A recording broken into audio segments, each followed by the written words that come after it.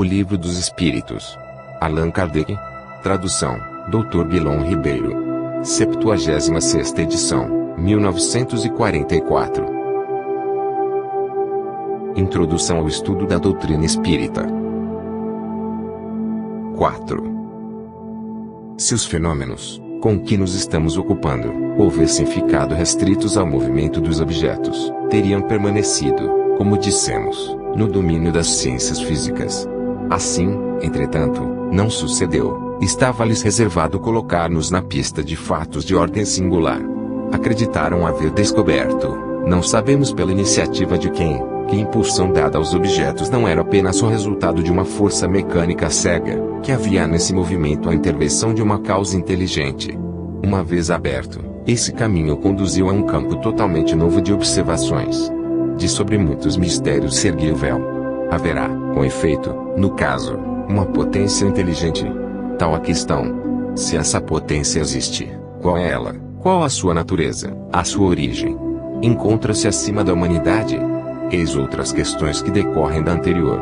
As primeiras manifestações inteligentes se produziram por meio de mesas que se levantavam e, com um dos pés, davam certo número de pancadas, respondendo desse modo, sim, ou não, conforme fora convencionado, a uma pergunta feita.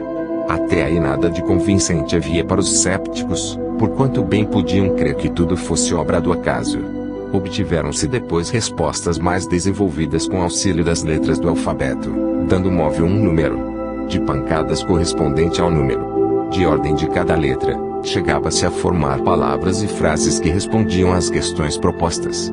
A precisão das respostas e a correlação que denotavam com as perguntas causaram espanto. O ser misterioso que assim respondia, interrogados sobre a sua natureza, declarou que era espírito ou gênio, declinou um nome e prestou diversas informações a seu respeito. Há aqui uma circunstância muito importante, que se deve assinalar. É que ninguém imaginou os espíritos como meio de explicar o fenômeno, foi o próprio fenômeno que revelou a palavra. Muitas vezes, em se tratando das ciências exatas, se formulam hipóteses para dar-se uma base ao raciocínio. Não é aqui o caso. Tal meio de correspondência era, porém, demorado e incômodo. O espírito, e isto constitui nova circunstância digna de nota, indicou outro.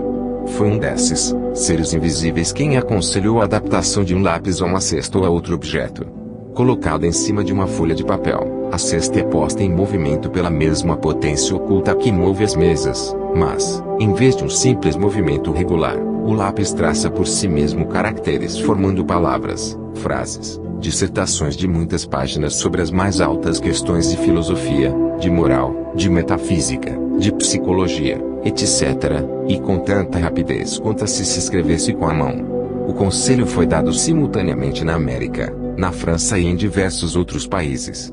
Eis em que termos o deram em Paris, a 10 de junho de 1853, a um dos mais fervorosos adeptos da doutrina que, havia muitos anos, desde 1849, se ocupava com a evocação dos espíritos. Vai buscar, no aposento ao lado, a cestinha, amarra-lhe um lápis, coloca sobre o papel, põe-lhe os teus dedos sobre a borda alguns instantes após. A cesta entrou a mover-se e o lápis escreveu, muito legível, esta frase: proíbo expressamente que transmitas a quem quer que seja o que acabo de dizer.